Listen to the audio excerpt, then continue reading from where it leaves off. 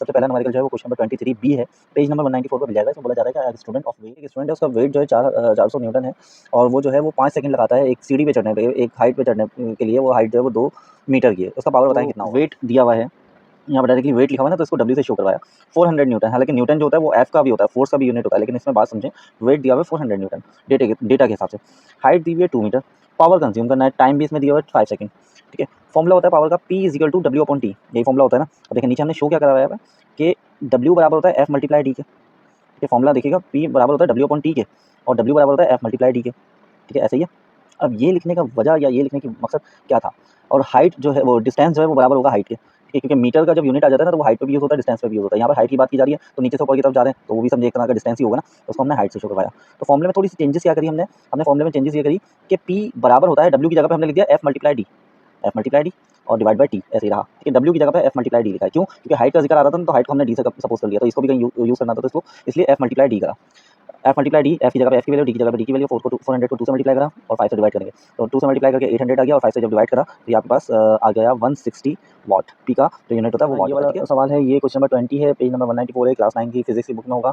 ये बोला जा रहा है कि कौन सी मशीन ए और मशीन बी जो है उनका दोनों का डेटा दिया हुआ है और बोला हुआ है कि कौन सी मशीन ज़्यादा एफिशिएंट है। सबसे पहले मशीन ए पे शुरू करते हैं। मशीन ए का जो डेटा दिया हुआ है, बोला हुआ है कि मशीन ए का जो आउटपुट है वो 200 जूल्स है। मैंने मशीन ए की जो है आउटपुट एनर्जी लिख दी 200 जूल्स, और आफ्टर कंज्यूमिंग का मतलब होता है कि उसने जो इनपुट लिया हुआ मशीन ने वो 400 जूल्स लिया है, तो मैंने इनपुट लिख दिया 400। एफिशिएंसी बतानी थी, एफिशिएंसी का फॉर्मूला होता है ये एन बनता है थोड़ा सा stylish, N is equal to output divide by input multiply 100। Output की जगह पे आउटपुट की वैल्यू लिख दी, इनपुट की जगह पे इनपुट की वैल्यू लिख दी, मल्टीप्लाई 100 लिख दिया। पहले दोनों को डिवाइड करा तो ये आपके पास 0.5 आ गया, जब मल्टीप्लाई करा तो ये 50% आ गया, ये हमारा आधा सॉल्व हुआ है। अब आ जाते हैं मशीन बी पे। अब यहाँ पे बोला हुआ है of machine B. Machine B का जो आउटपुट दिया हुआ है वो दिया हुआ है 300 और आफ्टर कंज्यूमिंग 450। आफ्टर कंज्यूमिंग का मतलब होगा इनपुट, तो 300 आपको दिया हुआ है इन्होंने आउटपुट मशीन बी का, और मशीन बी का इनपुट 450 दिया हुआ है। फॉर्मूला वही लगेगा, output divide by input multiply 100 और ये एन बनता है। ठीक है, मैंने ये एन बना हुआ है ब्रैकेट में, 300 ऊपर 450 नीचे, दोनों को डिवाइड करा तो 0.66 समथिंग कुछ आंसर आएगा। उसको मल्टीप्लाई करेंगे 100 से तो 66.67% आ जाएगी। पेज नंबर 192 पे क्वेश्चन नंबर 4 है, ये चैप्टर 8 का, ये भी न्यूमेरिकल बहुत ज़बरदस्त न्यूमेरिकल है, आप इसको पढ़ लीजिएगा। इसमें ये बोला जाता है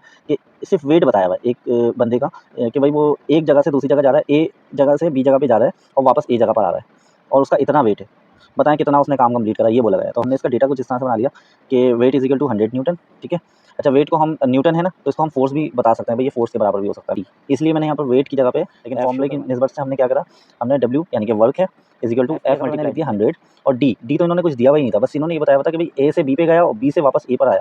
जब एक जगह से दूसरी जगह सफर करा और वापस उसी जगह पर आ जाए तो ये सफर आपका सफर नहीं होगा, 0 कहलाएगा, तो इसलिए मैंने डी की जगह पे 0 लिख दिया। 100 को जब डी से यानी कि 0 से मल्टीप्लाई करा तो 100 हो गया, यानी कि उसका काम जो हुआ वो 0 जूल के बराबर हुआ।